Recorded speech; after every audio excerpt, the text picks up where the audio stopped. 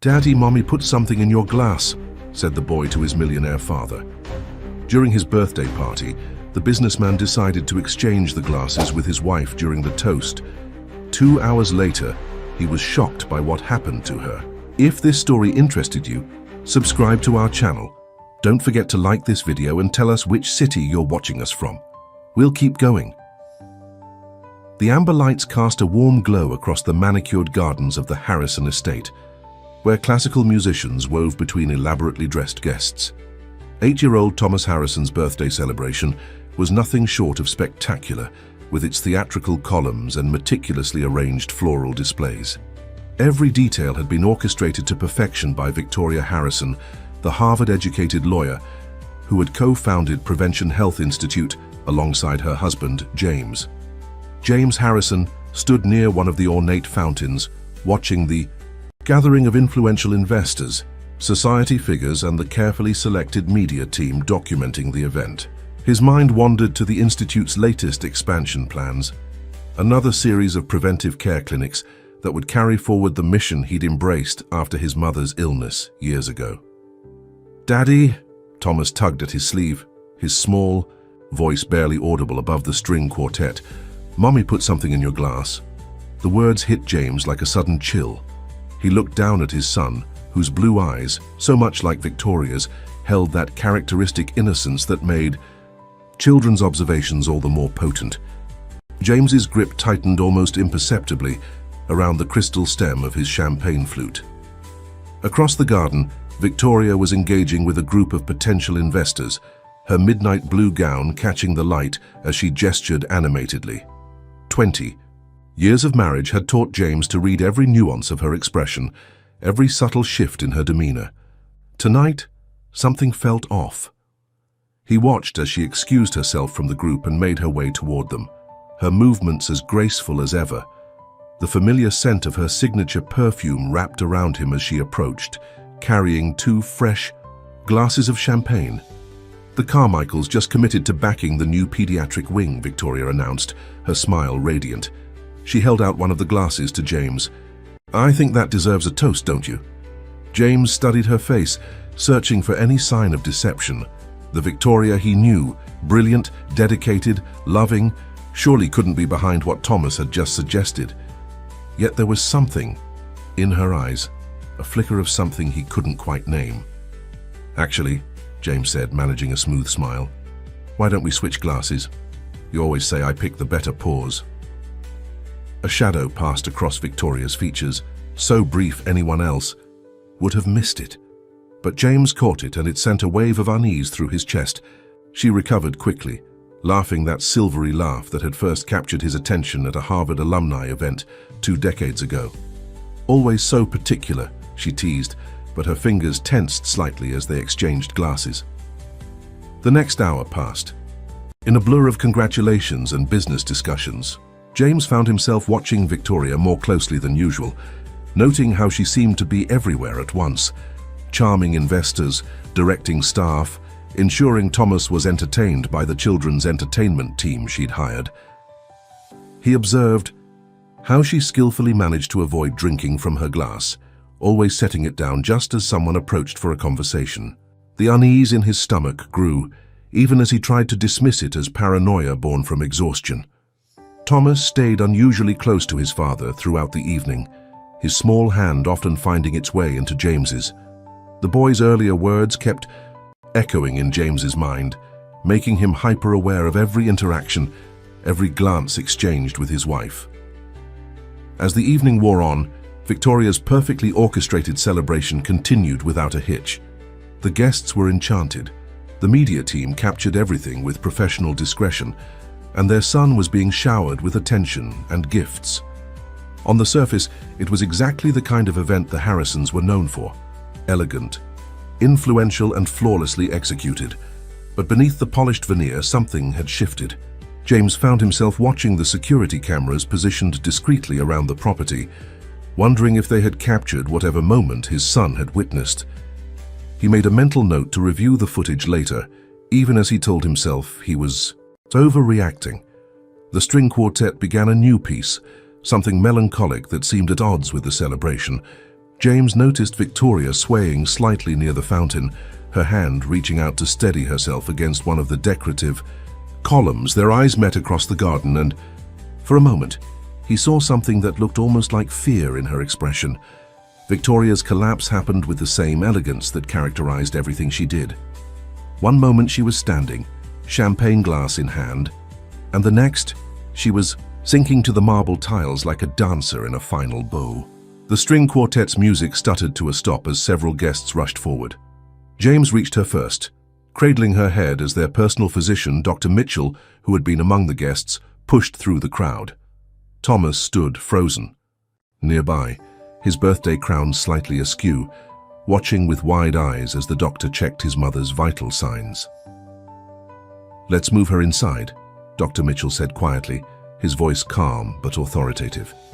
"And please, give us some space." The next few hours passed in a blur of discreet medical examinations and hushed conversations. The party disbanded naturally, guests making graceful exits with practiced concern. The media team was professionally dismissed, their footage carefully reviewed before they left. In the master bedroom, Victoria lay unconscious while various tests were conducted. James paced the adjoining sitting room, his mind racing through possibilities. He kept returning to Thomas's words, to that moment of hesitation in Victoria's eyes when they'd switched glasses. "Mr. Harrison?" Dr. Mitchell emerged from the bedroom, his expression puzzled. "All the preliminary tests have come back negative. No obvious substances in her system. No clear medical cause for the collapse. Her vitals are stable, but what?" James pressed, studying the doctor's face. "It's unusual. There's no medical explanation for her continued unconsciousness. We'll run more tests tomorrow, but for now, we'll monitor her condition. After." The medical team left. James sat in the dimly lit room, watching Victoria's chest rise and fall with steady breaths. The mansion felt different now, darker, filled with shadows he'd never noticed before.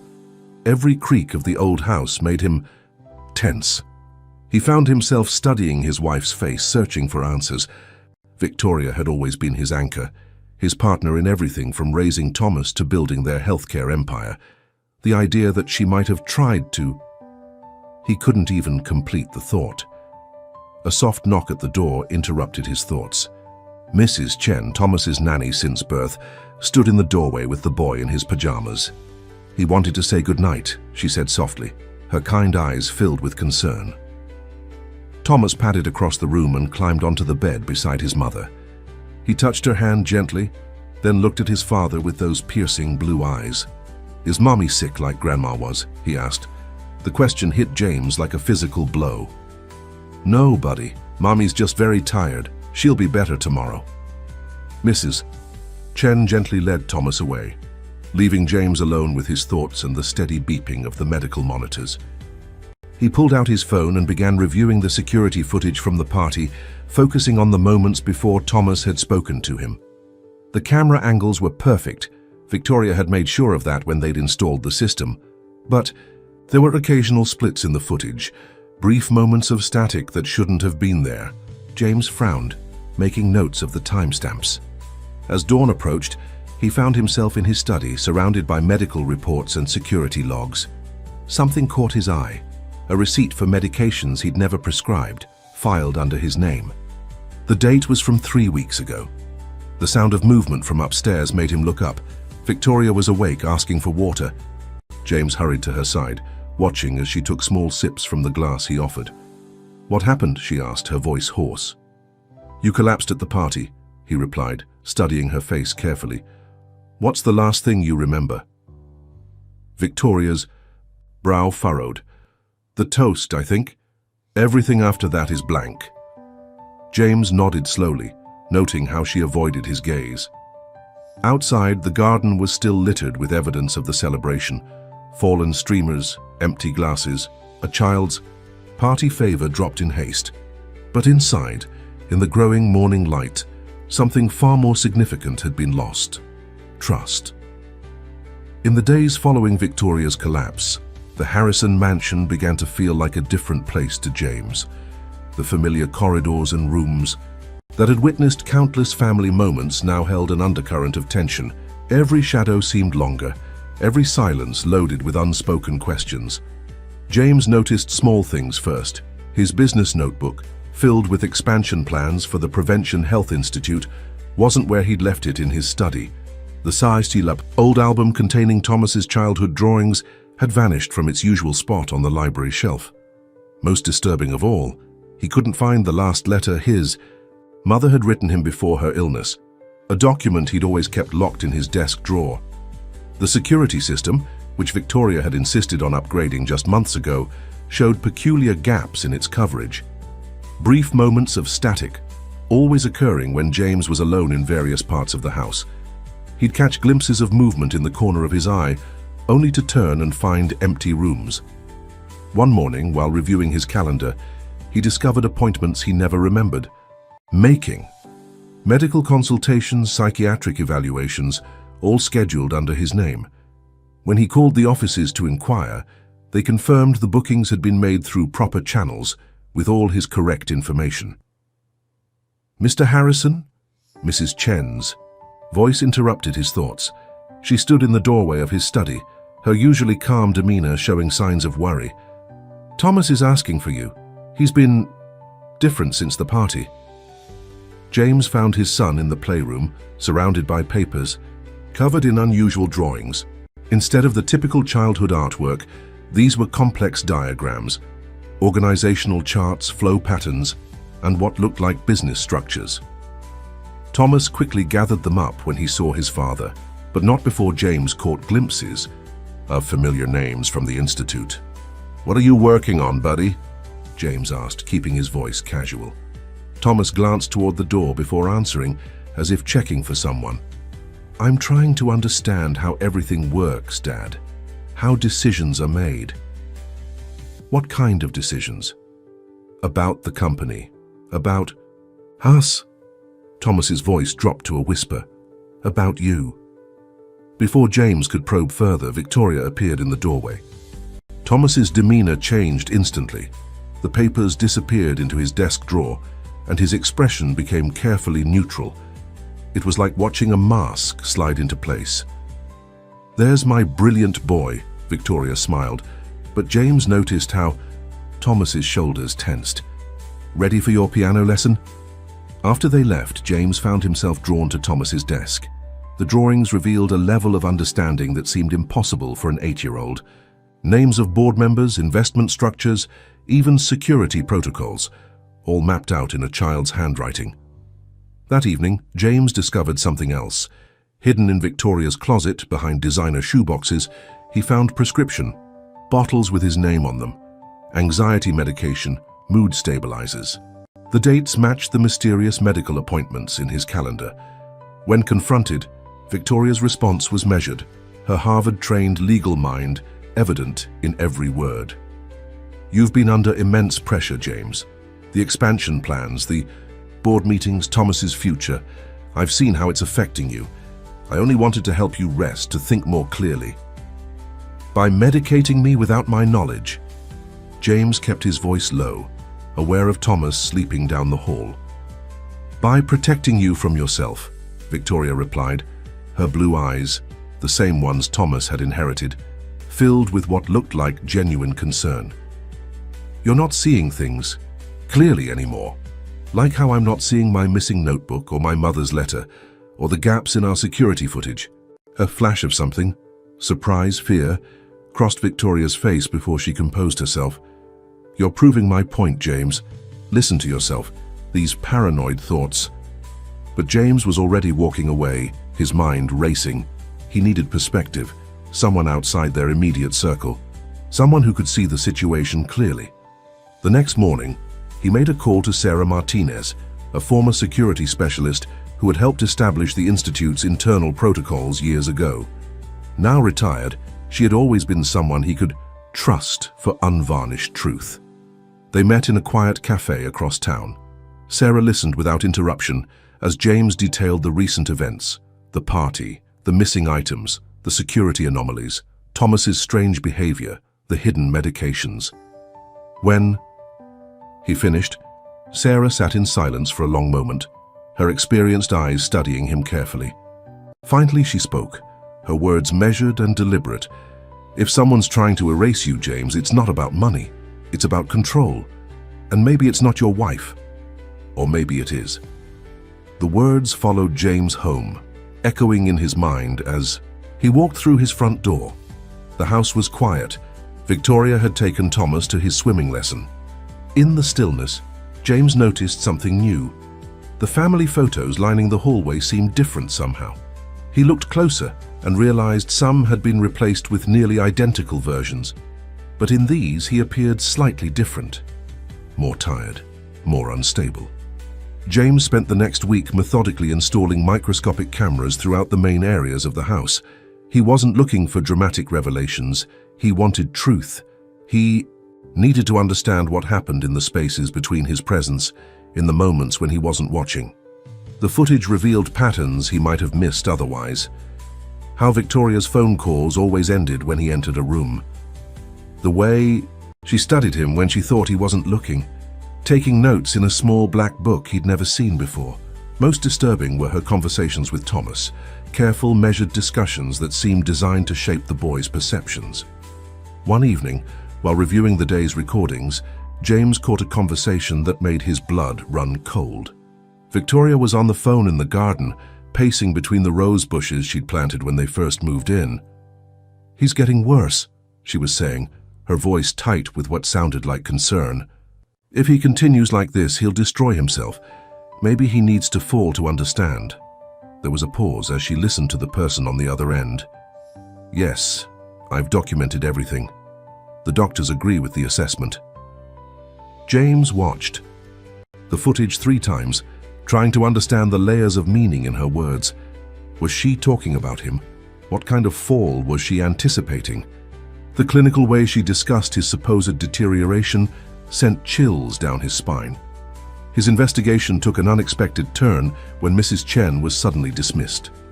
Victoria had made the decision unilaterally, citing concerns about inappropriate attachments and boundary issues.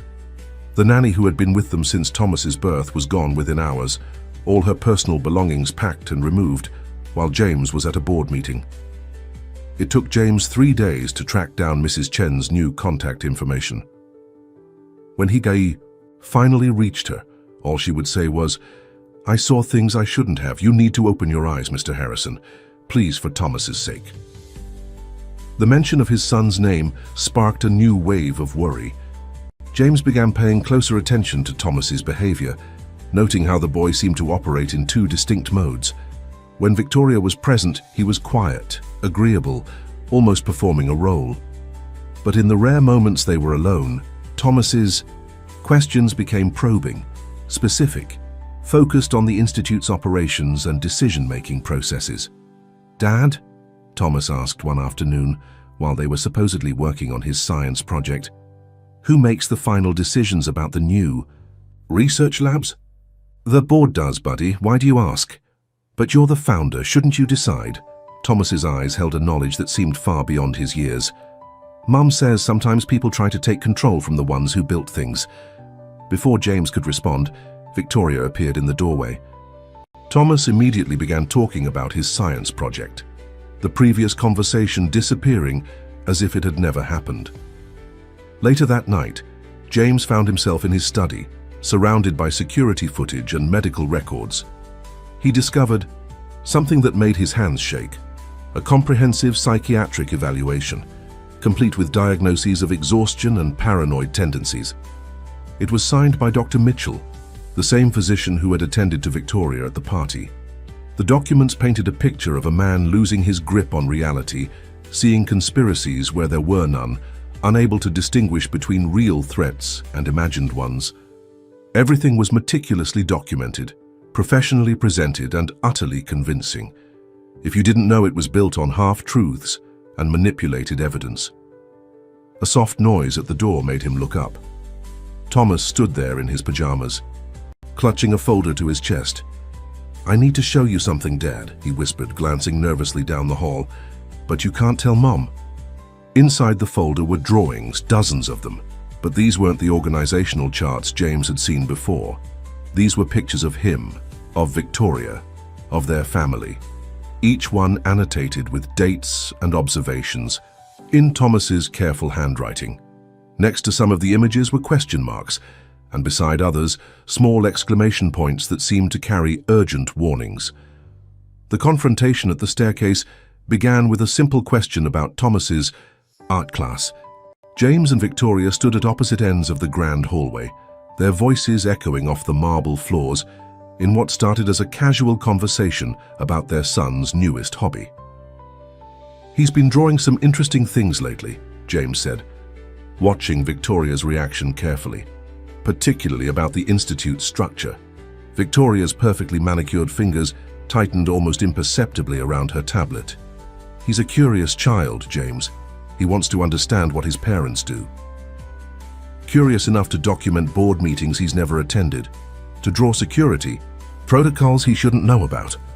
The tension in the air thickened as they moved toward the sweeping staircase, its polished wooden handrail gleaming in the afternoon light, filtering through the tall windows. "You're reading too much into children's drawings." Victoria's voice remained calm, measured. "This obsession with hidden meanings, James. It's exactly what Dr. Mitchell warned about." "Dr. Mitchell," James let out a bitter laugh. "The same doctor who conveniently found nothing wrong when you collapsed at the party. The one signing prescriptions in my name." Victoria took a step up the stairs, looking down at him with what appeared to be genuine concern. "You're not well. James, you haven't been for months. The stress of the expansion, the pressure you put on yourself." "Stop." James moved closer to the stairs. "Stop trying to make me doubt myself. The missing files, the changed photographs, the security footage, all explained if you'd just listen to reason." Victoria interrupted.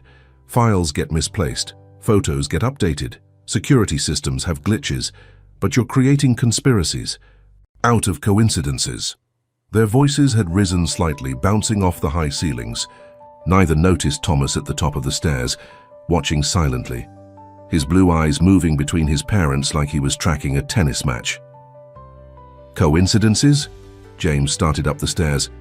"Like Mrs. Chen's sudden dismissal? Like the psychiatric evaluations I never attended? Like the medications hidden in your closet?" He was halfway up when it happened. His foot caught on something, or did it? The handrail seemed to give way under his grip. Or was it his imagination? The world tilted sideways as he lost his balance, tumbling backward down several steps, before everything went black. When James regained consciousness, he was lying in the hospital wing of his own institute, surrounded by the soft beeping of medical monitors. Dr. Mitchell stood at his bedside, reviewing charts with Victoria. "Just a mild concussion," the doctor was saying, "but given the circumstances and his recent episodes, we should keep him under observation." James tried to focus his blurry vision on the handrail that had failed him. Had it really been loose? Or was his mind playing tricks on him, just as Victoria and Dr. Mitchell suggested? Through the haze of pain medication, he caught fragments of conversations in the hallway.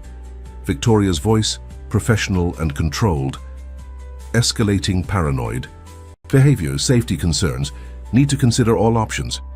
Later that evening, when the nurses had left and Victoria had gone home to put Thomas to bed, James received an unexpected visitor. Sarah Martinez slipped into his room, her expression grave. "I've been doing some digging," she whispered, glancing at the door. "The security footage from your staircase. It's been altered professionally, the kind of work that requires serious expertise." James struggled to sit up. "Victoria?" "Not directly," Sarah replied. "But I traced the work to a firm that specializes in digital manipulation. They've done work for your institute before, specifically for projects Victoria oversaw." Before she could say more, footsteps approached the room. Sarah disappeared as quietly as she had come, leaving James with more questions than answers. The next morning, Thomas snuck into the hospital wing before school. He climbed onto James's bed, his small face serious. "Dad," he whispered, pulling something from his backpack. "I saw what happened on the stairs. I was drawing it." He handed over a folded piece of paper. The drawing showed the staircase in remarkable detail. including a figure reaching up to adjust something on the handrail early that morning. The figure wore Victoria's favorite pearl necklace. "Mom said you fell because you're tired," Thomas continued, his voice barely audible. "But I saw—" The door opened and Victoria entered with Dr. Mitchell. Thomas quickly grabbed back the drawing, stuffing it into his pocket. His face transformed into a mask of casual cheerfulness. "Good morning, darling," Victoria smiled, but her eyes lingered on the pocket where Thomas had hidden the drawing. "Shouldn't you be getting ready for school?" After being released from the hospital, James found himself drawn to the guest room, a space that had always seemed oddly off-limits. Victoria kept it meticulously clean, citing its occasional use for visiting board members, but something about her insistence on maintaining it personally had always struck him as unusual. While Victoria was attending a board meeting and Thomas was at his piano lesson, James conducted a thorough search of the room. Behind the antique dresser, he discovered a loose panel in the wall. Inside was a second phone, one he'd never seen before. The device was sophisticated, with multiple layers of security, but Victoria had always used the same variations of passwords, and after several attempts, James gained access. What he found made his hands tremble. Messages exchanged with a child psychologist revealed a carefully constructed plan. The conversations spanned months, discussing ways to prepare Thomas emotionally for necessary changes and manage the transition of authority. "The boy shows remarkable resilience," one message read, "but we need to ensure he understands these steps are for his father's own good. The Institute's future cannot be compromised by one man's deterioration." Another thread of messages focused on James himself. "Patient continues to display concerning behaviors. Increasing isolation, paranoid tendencies. The medication program should help stabilize him, but we must be prepared for resistance." James photographed everything with his own phone, his mind racing. The evidence was clear, but the motivation remained murky. Why go to such lengths? What was the ultimate goal? A file labeled Thomas Progress Notes caught his attention. Inside were detailed observations of his son's behavior, emotional responses, and psychological development. But these weren't just medical notes. They read more like performance evaluations. Subject demonstrates advanced pattern recognition and strategic thinking. His ability to maintain dual personas, compliant child with mother, inquisitive protege with father, shows remarkable adaptability. Recommended for accelerated program pending father's removal from operational control. The CC. Word removal sent a chill down James's spine. He scrolled through more messages, finding conversations with various specialists, psychiatrists, legal consultants, even public relations experts, all focused on managing what they referred to as the transition. A new message notification popped up on the screen. Meeting confirmed with legal team. Documents prepared for emergency conservatorship hearing. All medical evaluations support the necessity of immediate intervention. James heard footsteps in the hallway. Quickly, he replaced the phone exactly as he'd found it and moved the panel back into place. He had barely straightened the dresser when Victoria appeared in the doorway. "James, what are you doing in here?" Her voice was casual, but her eyes scanned the room rapidly. "Just looking for some old files," he replied, matching her tone. "Thomas mentioned wanting to see pictures from when we started the Institute." Victoria's smile didn't quite reach her eyes.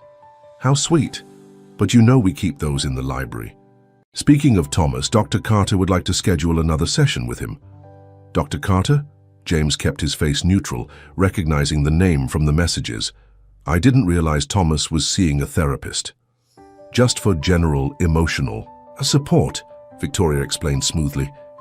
"With everything that's been happening, I thought it would be good for him to have someone to talk to. You understand, don't you?" James nodded, even as his mind raced with the implications. Dr. Carter, the same psychologist from the messages, the one helping to prepare Thomas for whatever was coming. Later that evening, James found Thomas in the library, surrounded by his usual array of drawings, but these were different. Architectural plans of the institute, security layouts, emergency protocols, things an 8-year-old shouldn't know. "Dad," Thomas whispered, looking around before pulling out a particular drawing. "I found something in Mom's office, but she doesn't know I can read cursive yet." The drawing was a recreation of a legal document, precise enough that James could make out the words transfer of authority and medical necessity. In the corner, Thomas had written a question: "Why does Mom want to change who's in charge?" Before James could respond, Victoria's voice called from downstairs. Thomas quickly hid the drawing and pulled out a decoy, a simple childhood drawing of their family, but James noticed how the figures were positioned, himself slightly apart. Victoria standing protectively over Thomas, and in the background, shadowy figures watching it all unfold. James spent the next few days carefully documenting everything he found, creating a secure digital trail of evidence. But his most startling discovery came from an unexpected source: the Institute's legal department. In a sealed envelope marked confidential, he found transfer documents for company shares, all structured to move ownership to Thomas's name through a complex series of trusts. The paperwork had been prepared by Andrew Blackwood, a corporate lawyer who had recently joined the Institute's legal team. James remembered Victoria mentioning dinner meetings with Blackwood, casual references to restructuring discussions that he'd dismissed as routine business matters. The documents told a different story. They outlined a comprehensive plan to transfer controlling interest to Thomas, with Victoria acting as trustee until he reached maturity. Every detail had been meticulously planned, every contingency considered. The only thing missing was James's signature, or proof of his incapacity to make business decisions. In his private office at the Institute, James spread out the papers across his desk, trying to piece together the larger picture. The transfer documents connected to the psychiatric evaluations, which linked to the medication records, creating a web of carefully orchestrated events. A knock at his door made him quickly gather the papers. Sarah Martinez entered, her expression tense. "I found something," she said without preamble. "The security firm Victoria hired last month? They don't just do surveillance. They specialize in creating alternate realities, digital manipulation, staged evidence, the works." James leaned back in his chair, the implications hitting him hard. "The security footage gaps are intentional," Sarah finished. "They're creating spaces where things can happen without record, but there's more. They're also experts at behavioral manipulation through environmental control." "What do you mean?" "Small changes in familiar spaces, moving items, altering photographs, creating doubt in someone's mind about their own memories and perceptions. It's sophisticated psychological work." The conversation was interrupted by James's phone buzzing with a message from Thomas. "Dad, please come home. Something's wrong with my art room." James found Thomas in his private art studio, a converted sunroom that had always been his safe space. The room had been subtly altered. Drawings rearranged, furniture slightly moved, even the lighting seemed different. "They changed it while I was at school," Thomas whispered, his small hands clutching a sketchbook. "Mom says I did it myself, that I'm forgetting things like you do. But I'm not, Dad, I remember everything." James knelt beside his son, noting how Thomas's eyes constantly darted to the doorway. "What do you remember, buddy?" "The way things were before. The real pictures, not the ones they put up. The conversations they don't want you to know about." Thomas opened his sketchbook to a new drawing, a detailed map of the Institute's executive floor, with red marks indicating camera locations and what he called watching spots. "Mom has people watching you, Dad. They write down everything." "You do? They have meetings about you in the blue room, the one they say is always locked for renovations." The sound of heels on hardwood made them both look up. Victoria stood in the doorway, elegant as always in her designer suit. "Thomas, darling, you're late for your session with Dr. Carter." "But Mom, my art class has been rescheduled," Victoria finished smoothly. "Dr. Carter feels these sessions are very important right now. With all the changes happening, we need to make sure you're processing everything properly." James watched as Thomas's demeanor shifted, the familiar mask sliding into place. The boy carefully closed his sketchbook, but not before James caught a glimpse of another drawing. This one showing a series of rooms at the institute he'd never seen before, marked with the words Special Research and Behavior Modification. After Thomas left with Victoria, James returned to his office, his mind racing. He began a systematic review of the institute's architectural plans, looking for these mysterious rooms. What he found made his blood run cold. An entire section of the research wing, officially listed as storage and maintenance, had been quietly renovated 6 months ago under Victoria's direct supervision. A notification popped up on his computer, a calendar invite for a board meeting he hadn't scheduled, with an attached agenda that made his heart skip.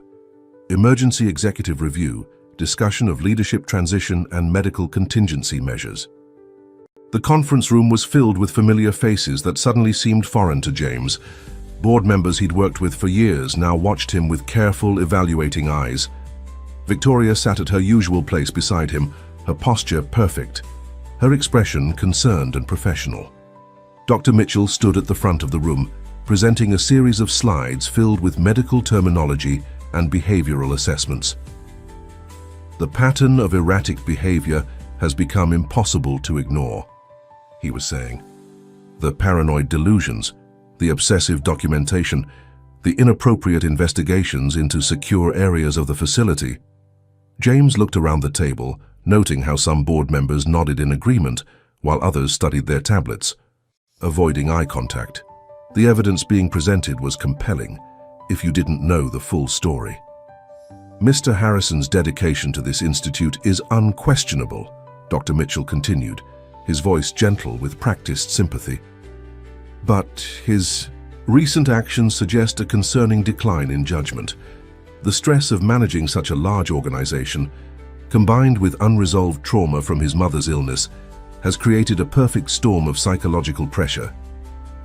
Victoria touched James's hand lightly, a gesture that would look supportive to observers, but felt like a warning. Perhaps we should take a break, she suggested. This is a lot to process. No, James said firmly. Please continue. I'm very interested in hearing everything. The next hour was a masterclass in character assassination through concern. Every recent business decision he'd made was reframed as evidence of instability.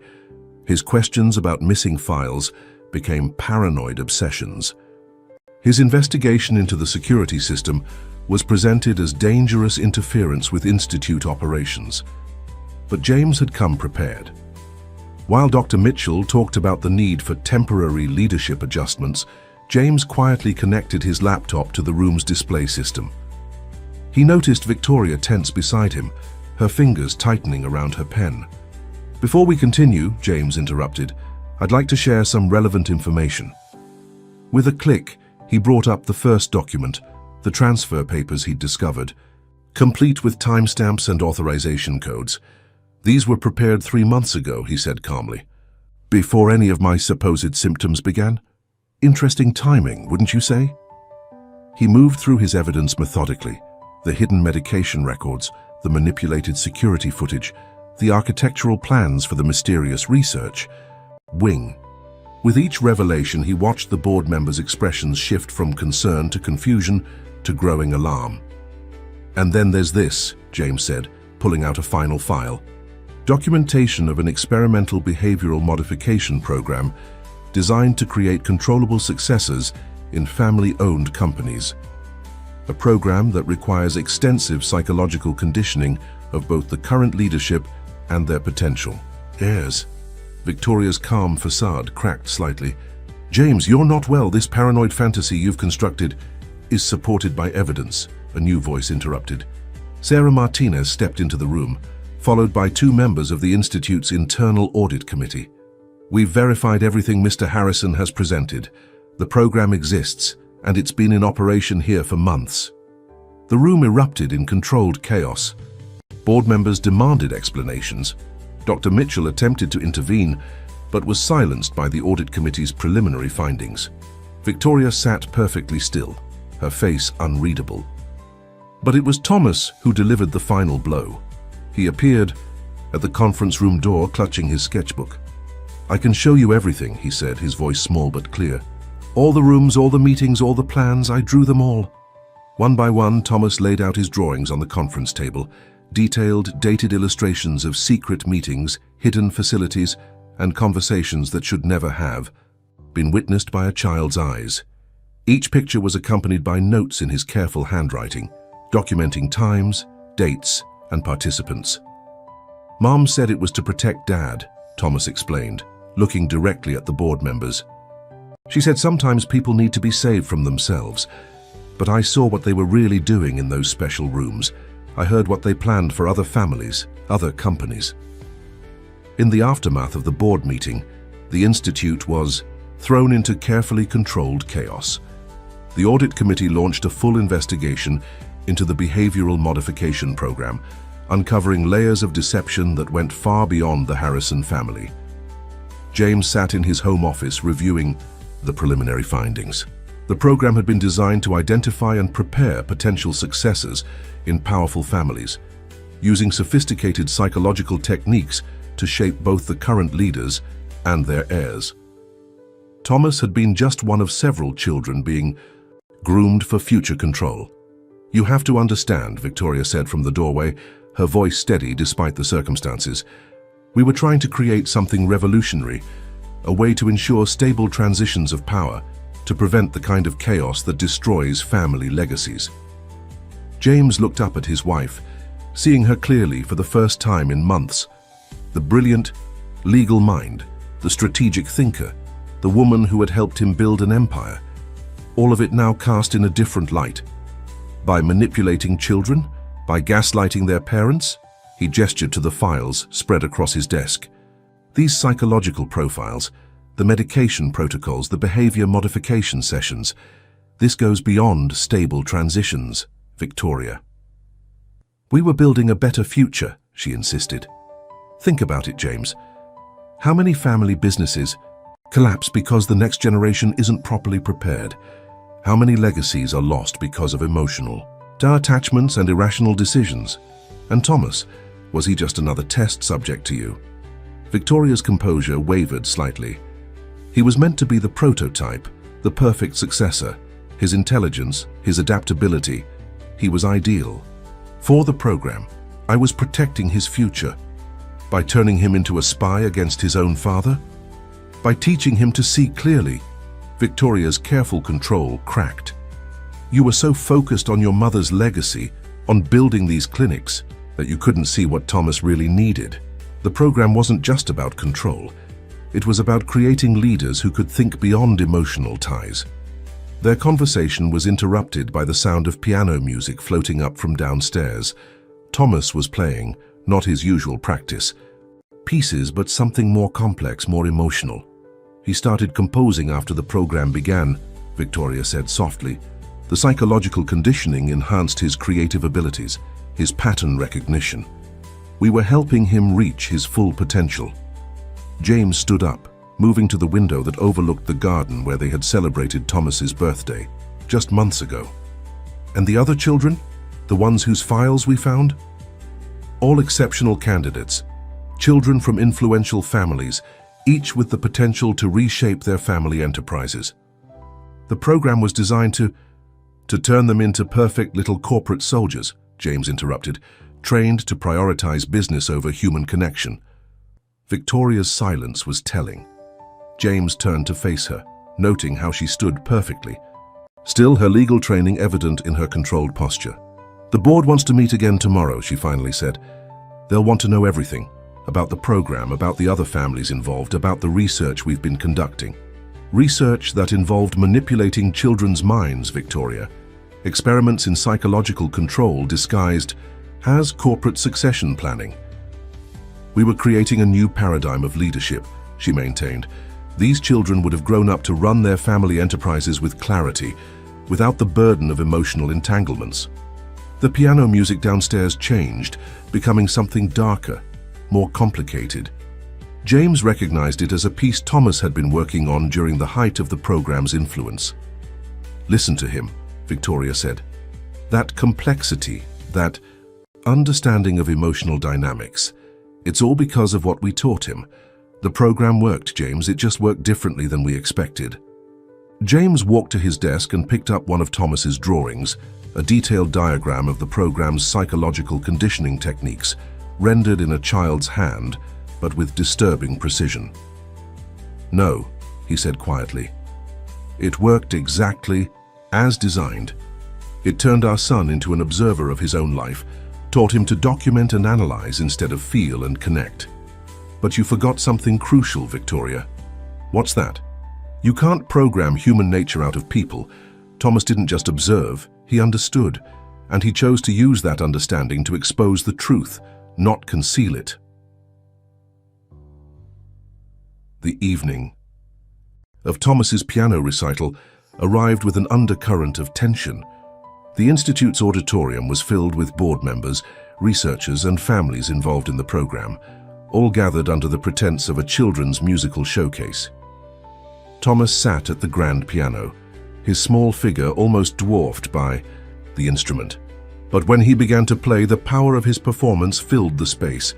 The piece was his own composition, something he'd been working on throughout the tumultuous months of discovery and revelation. James watched from the front row, hearing in the music everything his son had witnessed. The complex harmonies spoke of hidden meetings and whispered conversations.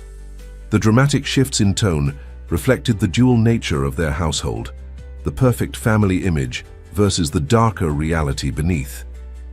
Victoria sat separately, surrounded by her legal team. The investigation had revealed her role as not just a participant, but a key architect of the program. Her Harvard law background had been instrumental in creating the legal framework that protected their experiments in behavioral modification. As Thomas played, James noticed other children in the audience, the ones he'd identified from the program files. They sat with their families, their faces showing a recognition of the story being told through the music. Like Thomas, they had been chosen for their exceptional abilities, their potential to be molded into perfect successors. The composition reached a crescendo, and Thomas introduced a new theme, something hopeful emerging from the complexity. James recognized it as the melody he used to hum while working in his study before all of this began. The audience stirred, feeling the emotional shift in the music. In the back of the auditorium, Sarah Martinez stood with members of the audit committee, their presence a reminder of the ongoing investigation. The program's full scope was still being uncovered, a network of influence, extending through multiple prestigious families, all manipulated under the guise of corporate succession planning. Thomas's fingers moved across the keys with remarkable precision, each note carrying meaning beyond the music. This wasn't just a performance, it was testimony. Through his composition, he was telling the story that his drawings had begun, revealing how the program had tried to reshape young minds while destroying family bonds. The piece ended with a series of questioning notes, left unresolved. The audience sat in stunned silence before erupting in applause. Thomas stood and bowed, his eyes finding his father's in the crowd. As people began to leave, James overheard fragments of conversations, board members discussing the program's implications, parents recognizing similar patterns in their own families, researchers debating the ethics of psychological conditioning in corporate succession. Victoria approached them as Thomas packed up his sheet music. "That was beautiful, darling," she said, her voice carrying its usual polish. "Your understanding of emotional complexity has grown remarkably." "It's not complexity, Mom," Thomas replied, looking up at her with those piercing blue eyes. "It's just truth. The program taught me to see patterns, but it didn't teach me what to do with them. I figured that out myself." James watched this exchange, noting how Victoria's careful composure flickered at their son's words. The program had indeed enhanced Thomas's abilities, but not in the way they had intended. Instead of creating a controllable successor, they had nurtured an observer who chose to expose rather than perpetuate the cycle of manipulation. Later that evening, as they drove home, Thomas spoke quietly from the back seat. "Dad, I have one more drawing to show you. It's different from the others." At home, in the safety of his art room, Thomas revealed his final illustration. Unlike his previous detailed diagrams and observations, this was a simple family portrait. But instead of the posed perfection of their usual photographs, it showed them as they really were, complex, flawed, human. The program wanted me to see people as pieces to move around, Thomas explained, pointing to the drawing. But I learned to see them as they are instead. Even when the truth is complicated, the Prevention Health Institute's main lobby had never felt so different to James. As he walked through the familiar space with Thomas beside him, he noticed how employees watched them, not with their usual deference, but with a mix of curiosity and concern. The news of the behavioral modification program had spread through the organization like ripples in a pond, touching every department and changing the Institute's carefully crafted image. "Dad," Thomas said, stopping by the wall of founder photographs, "they changed your picture again." He pointed to James's portrait, and indeed the image had been subtly altered, this time back to its original version, showing James as he truly was, not the manipulated version that had appeared during Victoria's campaign to undermine him. The Institute's board had called an emergency session to address the fallout from the program's exposure. James and Thomas were scheduled to speak, to help the board understand the full impact of what had happened. Victoria would attend separately with her legal team. As they waited in the conference room, Thomas pulled out his sketchbook. "I want to show them something," he said, flipping to a new drawing. Unlike his previous diagnostic illustrations, this one showed the Institute as it could be, a place of genuine healing and prevention, not psychological manipulation. The board members filed in, their usual confident demeanors subdued. Dr. Mitchell was notably absent, having been suspended pending investigation. Sarah Martinez sat in his usual place, her presence a symbol of the Institute's commitment to transparency. "Before we begin," James addressed the room, "I want everyone to understand something. This isn't about assigning blame, it's about acknowledging what happened and ensuring it never happens again." Thomas stood beside his father, spreading out a series of drawings on the conference table. "These show how the program worked," he explained, his young voice steady. "How they watched us, tested us, tried to change how we think. But they also show something else." The board members leaned forward as Thomas revealed his newest illustrations, detailed plans for transforming the program's research facilities into genuine therapeutic spaces. "We can help people here," Thomas continued, "really help them, not try to control them." One of the senior board members, an elderly woman who had known James's mother, spoke up. "The Institute was founded to prevent suffering, not cause it. We lost sight of that somewhere along the way." James watched as his son guided the board through his vision for the Institute's future. Thomas had taken the observational skills the program had tried to instill and turned them toward healing instead of manipulation. His drawings showed recovery rooms where there had been conditioning chambers, family counseling spaces where psychological programming had once occurred. "Your mother," James said quietly to Thomas during a break in the presentation. "She believed she was protecting your future. The program twisted that instinct into something else." Thomas nodded, adding final touches to a new sketch. "I know, Dad. That's why I drew this." He revealed an illustration of Victoria, not as the polished corporate figure she presented to the world, but as the mother he remembered from earlier years, reading him stories, teaching him to play piano, laughing in the garden. The board meeting continued into the afternoon, with decisions being made about the Institute's new direction. The behavioral modification program would be completely dismantled, its research secured for evidence. But more importantly, the Institute would return to its original mission, preventing suffering through genuine care and support. As they left the conference room, James noticed a group of parents and children in the waiting area. Other families affected by the program. They had come seeking answers, understanding, and a way forward. Thomas approached them without hesitation, his sketchbook in hand.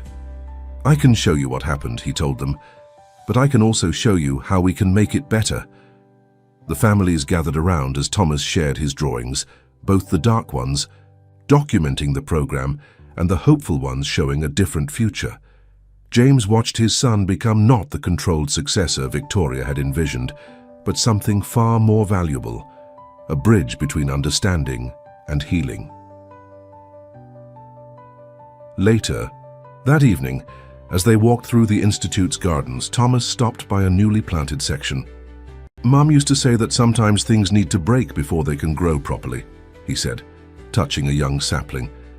"I don't think she meant it the way it happened, but maybe she was right anyway." James looked at his son, seeing not the project the program had tried to create, but the remarkably resilient child who had emerged from it. "What do you want to do with the old research wing?" he asked. Thomas pulled out his sketchbook, revealing a detailed plan. "I want to make it a place where families can heal together," he said, "where they can learn to see each other clearly, without anyone trying to change who they are." The Harrison mansion felt different now, its spaces slowly being reclaimed from the shadow of manipulation and control. James and Thomas had begun the process of healing, room by room, memory by memory. The security cameras had been removed, the hidden monitoring devices discovered and dismantled. But more importantly, they were learning to trust their own perceptions again.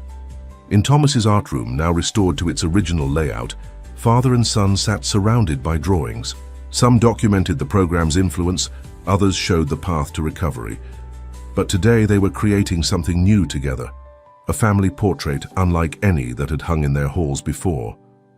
"She wasn't always like that," Thomas said, carefully adding details to Victoria's figure in the drawing. "The program changed her too, didn't it?"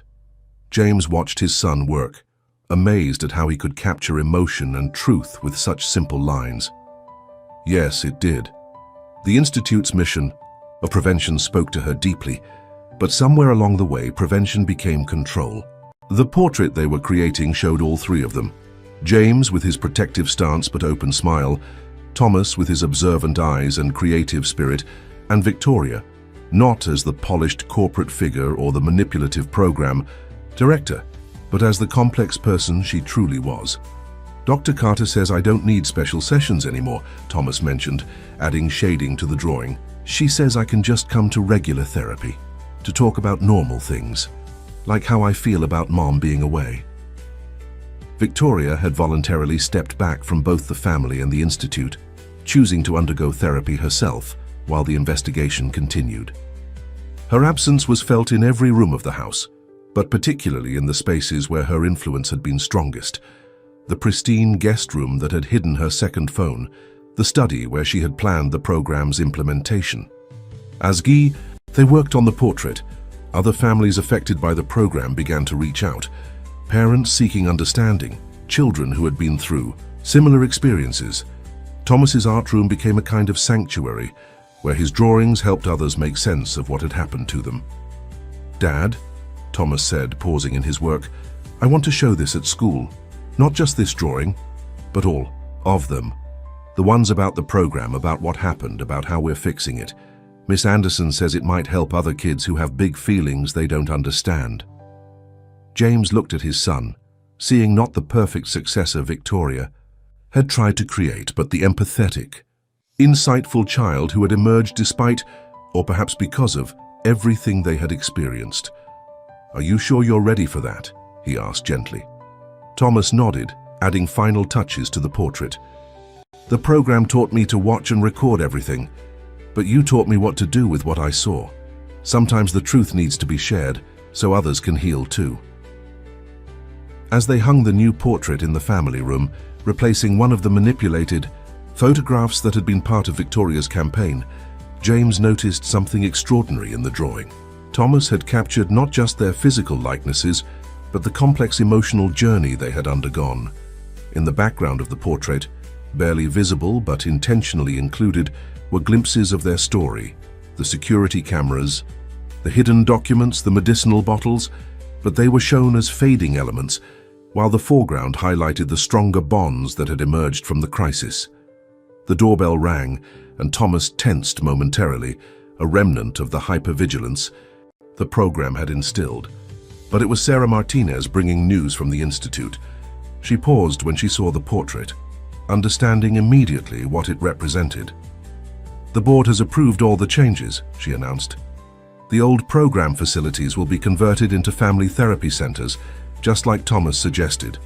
And, she hesitated, looking at Thomas, your mother has agreed to provide a full statement about how the program was developed. She wants to help make things right. Thomas added one final detail to the portrait, a small piano in the corner, with sheet music visible on the stand. The composition he had played at the recital, now published and being used in music therapy sessions at the Institute. People keep asking me if I'm angry, Thomas said, stepping back to view their completed work. But I'm not. I'm just glad we can see each other clearly now, all of us. James put his arm around his son's shoulders, both of them contemplating the portrait that told their story. Not of perfect succession or controlled legacy, but of human complexity, resilience, and the courage to face truth with compassion. Chapter. Elementary school auditorium buzzed with nervous energy as Thomas set up his presentation. The walls were lined with his drawings, carefully arranged to tell a story of transformation. Parents, teachers, and students filed in, some aware of the context, others simply curious about the young artist's work. Miss Anderson, Thomas's art teacher, helped him arrange the final pieces. Remember, she said gently, you only need to share what you feel comfortable sharing. But Thomas had already decided to tell the whole story. His drawings, once tools of documentation and survival, had become instruments of healing.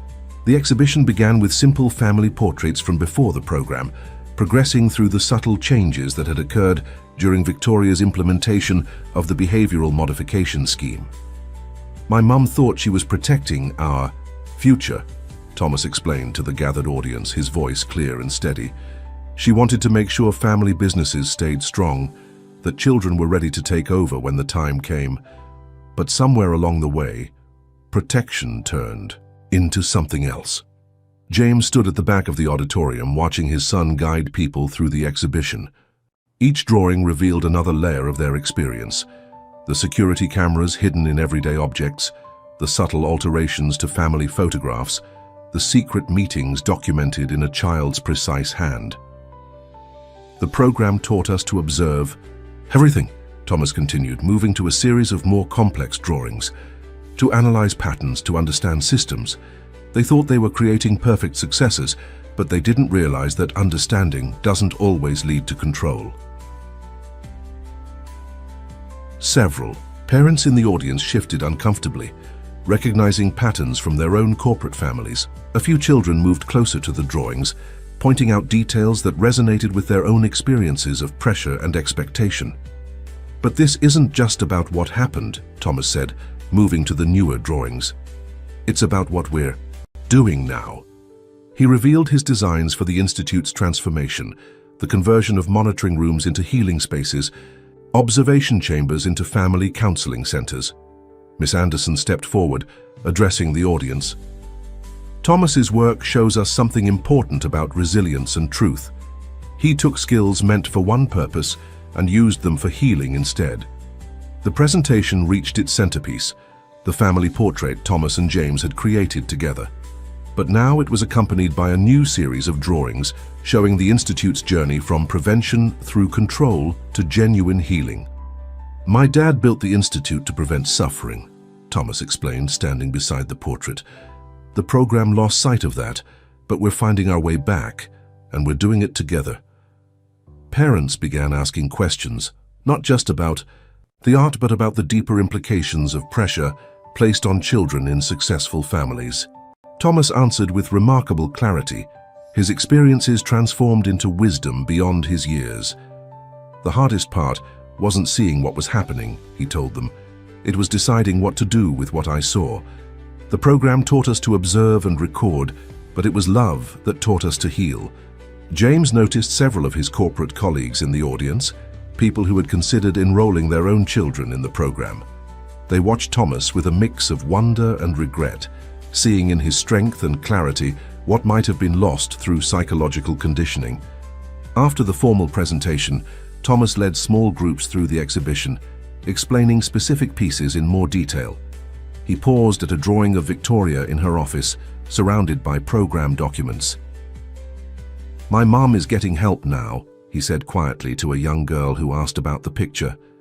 Sometimes people get lost trying to protect the things they love, but getting lost doesn't mean you can't find your way back. The school counselor approached James as the evening wound down. "We'd like to create a permanent installation of some of these pieces," she said. "They're opening up important conversations about pressure, expectations, and the courage to speak up." Thomas was carefully taking down the drawings when a small group of students approached him. They were children of other corporate leaders, kids who lived with similar pressures and expectations. "Could you teach us to draw like this?" one boy asked. "Not just the pictures, but how to show what's really happening." James watched as his son's face lit up with a new purpose. The skills the program had tried to instill for control were being transformed into tools for expression and understanding. The renovation of the Institute's research wing marked a physical transformation that matched the emotional one taking place within the Harrison family. Where there had once been observation rooms and behavioral modification chambers, now stood warm, welcoming spaces designed for genuine healing and connection. James walked through the newly renovated corridors with Thomas, watching as his son compared the reality to his original drawings. The architectural plans Thomas had sketched had been followed almost exactly, transforming the clinical spaces into something entirely new. "It's even better than I imagined," Thomas said, running his hand along a wall now decorated with therapeutic art pieces. "You can barely tell what it used to be." The former monitoring center had become a family art therapy room, its walls lined with supplies and comfortable seating. The security screens had been replaced with display spaces for healing artwork. In one corner stood an elegant piano, a reminder of how Thomas's music had helped break through the program's carefully constructed facades. "Mr. Harrison?" a familiar voice called from down the hall. Dr. Carter, now heading the Institute's new family therapy program, approached with a group of parents and children. "Would you and Thomas mind joining our first group session? Some of the families have questions about the transformation." The therapy room filled with people, each carrying their own story of corporate pressure and family expectations. Thomas set up his sketchbook at a central table, ready to share his experiences through art. "The program taught us to see patterns," he explained to the group, beginning a new drawing. "But it didn't tell us we could choose what to do with what we saw. That's something I learned from my dad." As Thomas worked, James noticed how the other children gravitated toward him, watching his precise lines take shape on the paper. These were the children who might have been next in line for the program, bright, observant kids from powerful families. "Your son," one parent said quietly to James, "he's helping our children understand things we couldn't explain to them." The drawing Thomas was creating showed the Institute as it now was, a place of genuine prevention and healing.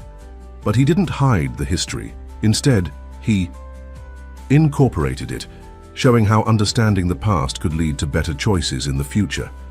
A subtle movement at the door caught James's attention. Victoria stood there, hesitant to enter. This was her first visit since the program's exposure, part of her own therapy process.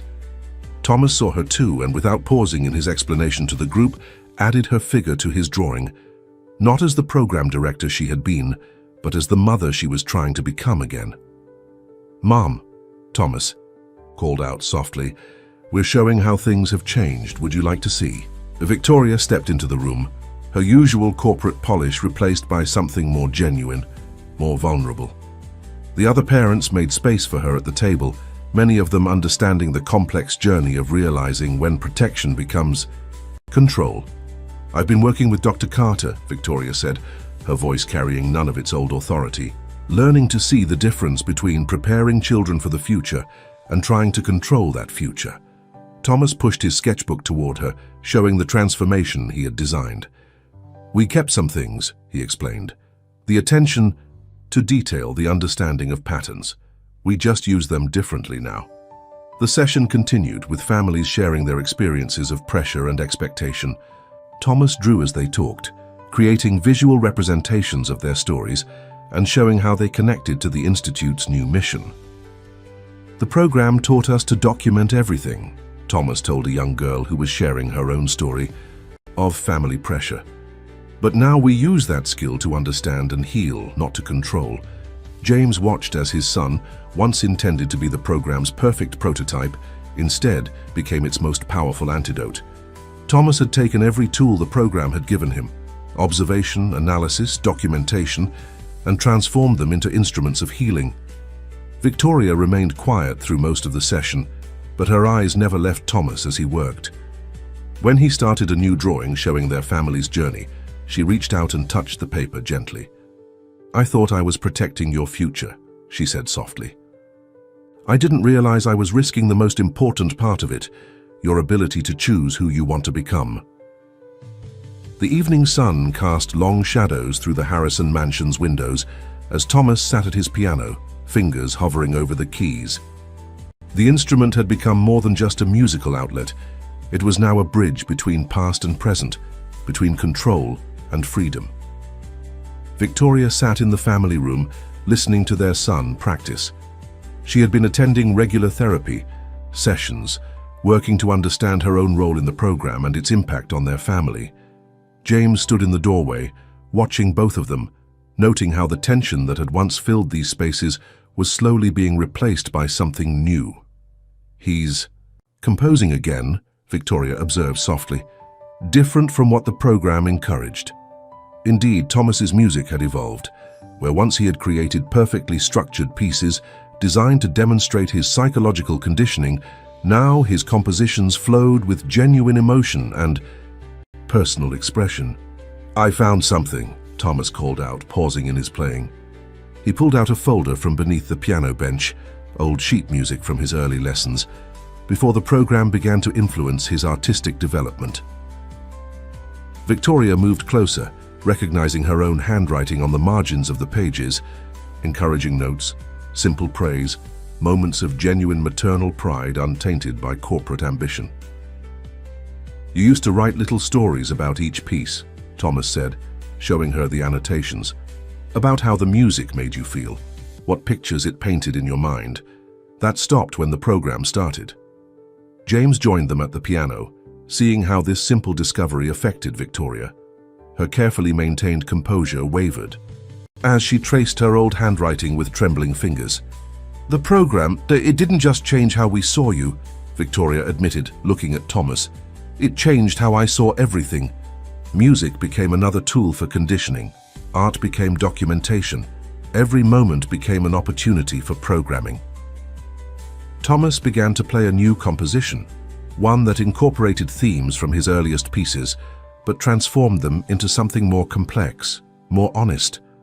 The melody carried echoes of their family's journey, the harmony they once had, the discord that followed, and now the careful reconstruction of trust.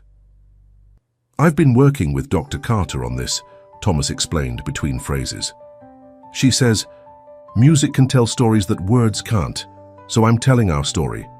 The piece moved through different movements, each representing a phase of their family's experience. The light, playful themes of early childhood gave way to more structured, controlled passages representing the program's influence. But then the music transformed, incorporating both elements into something new and healing. Victoria's therapy journal lay open on her lap, its pages filled with her own process of understanding and recovery. She had been documenting her journey, not to control or manipulate, but to understand and heal. "I found my old recordings," she said quietly, as Thomas played. "From when we first started the Institute, the original vision was so different, preventing suffering, supporting families, helping people heal. Somewhere along the way, prevention became prediction, and prediction became control." James watched as their son's music brought forth emotions that months of therapy had struggled to access. The program had taught Thomas to observe and analyze, but his natural empathy had transformed these skills into tools for understanding and connection. "There's a performance next week at the Institute," Thomas said, turning to face both his parents. "In the new family therapy wing. I want to play this piece, our whole story, and I want both of you there." The invitation hung in the air, weighted with significance. It would be the first time they would appear together publicly since the program's exposure. Victoria's eyes met James's, seeking something. Permission, understanding, forgiveness, perhaps. "The children in therapy have been asking about you," Thomas continued, his fingers still moving across the keys. Not about the program, but about how people can change, how families can heal. Victoria's therapy journal fell open to a recent entry, revealing her own drawings, not the precise diagrams of the program, but emotional sketches mirroring her son's artistic style. She had been learning to see the world through his eyes, understanding the difference between observation and connection. "The program taught us that control brings certainty," she said, watching Thomas play. "But I'm learning that some of the most important things in life can't be controlled. They can only be experienced, understood, and cherished." James moved to sit beside Victoria, their first moment of physical proximity in months that wasn't shaped by tension or fear. Together, they watched their son transform their family's story into music, each note a step toward healing. The Institute's new family therapy wing was filled to capacity for Thomas's performance. Families touched by the program sat alongside. Board members and staff, all gathered to witness something more than just a musical recital. This was a statement about transformation, about the possibility of healing even after betrayal. James sat in the front row with Victoria beside him, their first public appearance as a family since the program's exposure. Thomas had been clear about wanting them both there, understanding that their presence together would send a powerful message to other families struggling to rebuild trust. "The piece I'm going to play," Thomas addressed the audience, his voice steady, is called Patterns of Truth. It's about seeing clearly, about using understanding for healing instead of control. As Thomas began to play, images of his artwork were projected on the wall behind him, not just the documentation of the program, but the whole journey of their family. The music moved through different phases, each corresponding to the visual story being told. Victoria's hands trembled slightly as she watched their story unfold through their son's art and music. Her therapy journal lay open in her lap, its pages filled with her own process of understanding how protection had warped into control. The melody shifted into a section that represented the program's influence, structured, precise, but with an underlying tension that made listeners uncomfortable. In the audience, other children who had been evaluated for the program shifted in their seats, recognizing the feeling of being observed, analyzed, shaped. But then the music transformed. Thomas introduced a new theme, one that took the technical precision the program had taught him and married it with genuine emotion. The result was something powerful, a demonstration of how understanding could serve healing rather than control. James noticed how the other families in the audience responded to this transformation. Parents who had struggled with similar pressures of legacy and succession saw in Thomas's performance a different way forward. Children who had felt the weight of corporate expectations found hope in his ability to reclaim his gifts for his own purpose. As the piece reached its final movement, Thomas incorporated something new, a subtle echo of Victoria's old lullaby, the one she used to sing before the program changed their family dynamics. Victoria's breath caught at the familiar melody, now woven into a larger story of healing and reconciliation. The Kusi performance ended with a delicate balance between structure and freedom, control and trust. The audience sat in silence for a moment before erupting in applause. But Thomas wasn't finished. He turned to face the crowd, his expression serious. "When I was in the program, they taught me to see patterns everywhere," he said. "They wanted me to use that skill to continue their work. But instead, I learned that understanding patterns doesn't mean you have to follow them. You can create new ones." He gestured to the artwork displayed behind him. These drawings started as a way to document what was happening. Now they're helping other families understand their own stories. The Institute was built to prevent suffering, and now it's doing that again, just in a different way than before. Victoria stood up, moving to join Thomas at the piano. Her corporate armor was gone, replaced by a more genuine presence. "The program was wrong," she addressed the audience, her voice carrying the weight of hard-won wisdom. "We thought we could protect our children's futures by controlling their development. Instead, we nearly lost the very things that make them exceptional: their humanity, their ability to choose, their capacity for genuine connection." James joined them, completing the family picture. But this was no staged photograph or manipulated image. This was real. 3 people learning to trust again, to see each other clearly, to choose healing over control. The Institute's board chairman approached the piano, carrying a folder of official documents. "The transformation of our prevention program is now complete," he announced. "The new family therapy wing, inspired by Thomas's designs, will serve as a model for other institutions facing similar challenges." Thomas turned to his parents, AEEU's new drawing in his hands. It showed the 3 of them as they were now, not perfect, not programmed, but genuinely connected.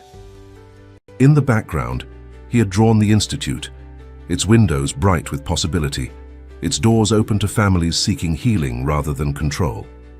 The elementary school auditorium buzzed with anticipation as families gathered for the annual Heritage Project presentations. This year's theme was Family Legacies, and Thomas Harrison stood backstage, preparing for what would become a pivotal moment in his journey of healing. Miss Anderson, who had supported Thomas throughout his artistic development, helped him arrange his presentation materials. Unlike the other students' traditional family tree displays, Thomas had created something uniquely powerful, a visual journey of transformation.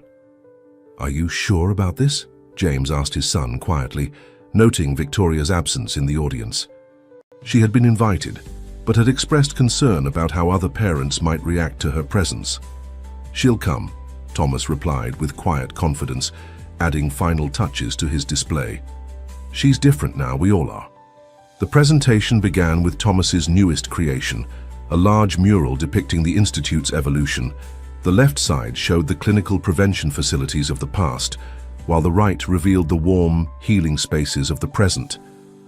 But it was the center that caught everyone's attention, a family portrait unlike any other. "My project is about how legacies can change," Thomas began, his voice clear and steady, "how they can heal and grow into something better than before." He spoke. The auditorium door opened quietly. Victoria slipped in, choosing a seat near the back. She wore none of her usual corporate polish, instead appearing natural and genuine. Several parents turned to look, but Thomas continued without missing a beat. "My family built the Prevention Health Institute to help people," he explained, pointing to early photographs. "But sometimes, when we try too hard to control the future, we forget about the present." He revealed a series of his drawings, now familiar to many in the community. They told the story of the program, but not as a scandal or tragedy.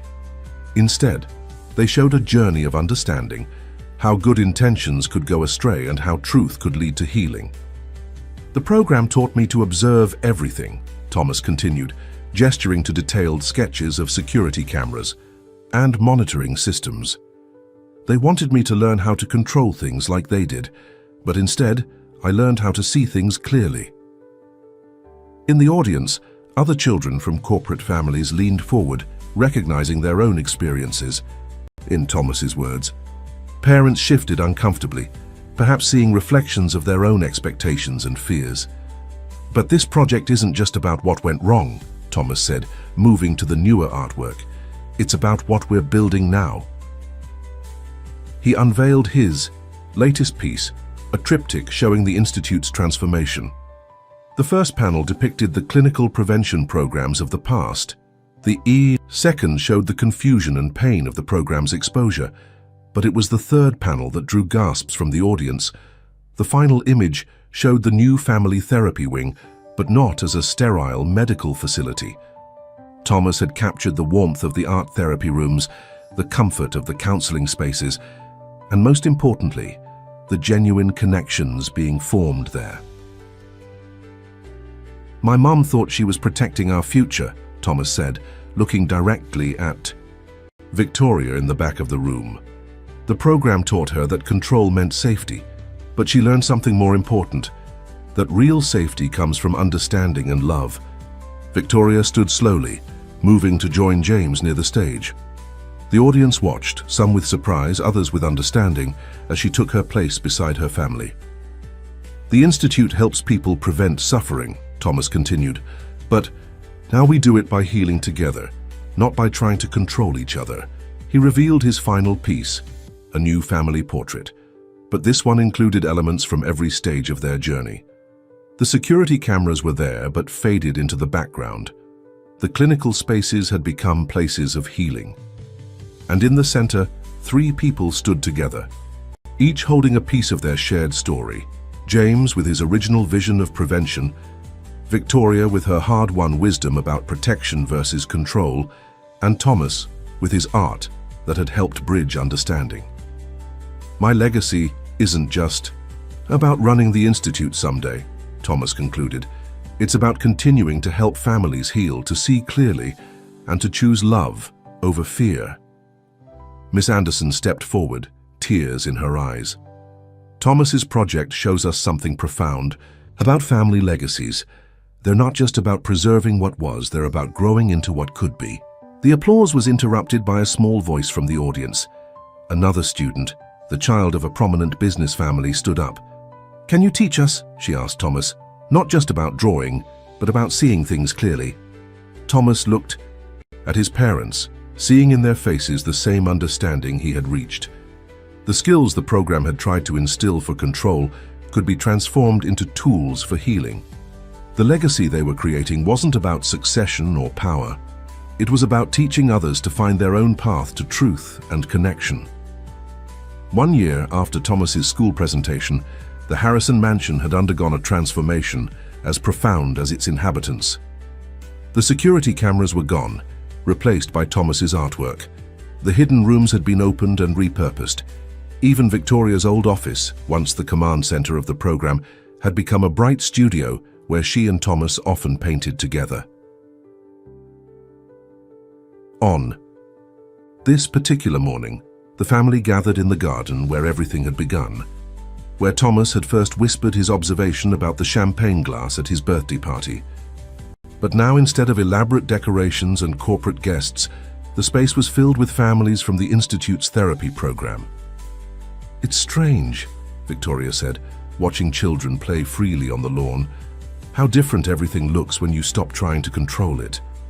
She had completed her own therapy journey, working through the complex layers of fear and ambition that had led her to embrace the program. Her corporate suits had given way to casual elegance, her calculated gestures replaced by genuine warmth. Thomas sat at the garden piano, the same one that had once been used to measure his progress in the program. Now he played freely, creating music that blended structure and emotion. Around him, other children from the therapy program drew and painted, each finding their own way to express their experiences. "Dr. Carter says the Institute's new approach is being noticed," James mentioned, joining them. "Other healthcare facilities are interested in our family therapy model." The Prevention Health Institute had indeed been transformed. The research wing that once housed the behavioral modification program now served as a center for family healing. Thomas's drawings hung in every therapy room, helping other children understand and express their own stories. "Dad," Thomas called out, pausing in his playing, "I want to show you something." He led his parents to a new mural he had created on the garden wall, a piece that captured their entire journey. But unlike his earlier documentation of the program, this work focused on transformation and healing. "See how the patterns change." He pointed to various sections. "The program taught me to look for controlling patterns, but now I see different ones, patterns of growth, of healing, of love." Victoria traced a section of the mural that showed her own transformation. "I thought I was creating your future," she said softly to Thomas, "but you were the one who showed us a better way forward." The Institute's board chairman arrived for the informal gathering, carrying news about the complete dismantling of similar programs at other institutions. "Your story," he told Thomas, "has sparked a nationwide conversation about family legacy and corporate succession." But Thomas was already focused on something else, helping a young girl from the therapy program express her own story through art.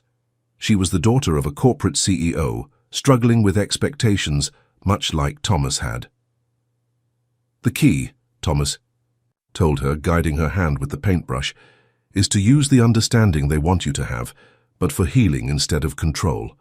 James watched his son, seeing not the programmed successor Victoria had once envisioned, but a natural healer who had transformed tools of control into instruments of understanding.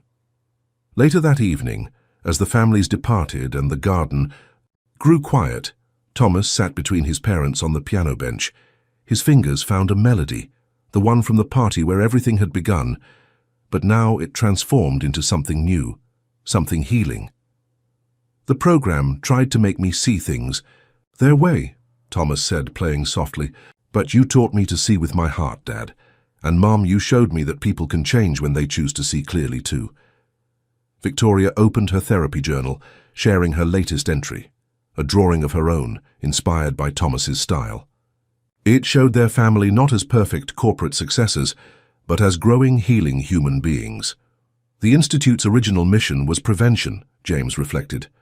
We just had to learn that preventing suffering doesn't mean controlling life. It means understanding, supporting, and loving through all its uncertainties. Thomas's music filled the garden as the sun set, carrying the story of their transformation into the evening air. The security cameras were gone, the hidden rooms exposed, the masks of perfection discarded. In their place was something far more valuable, a family legacy built not on control and succession, but on truth, healing, and love. This is our real legacy, Thomas said, playing the final notes of his composition. Not what we build or control, but how we help others heal and grow. As darkness fell, the garden lights came on, not the harsh spotlights of surveillance, but warm lanterns that cast a gentle glow. In their light, 3 people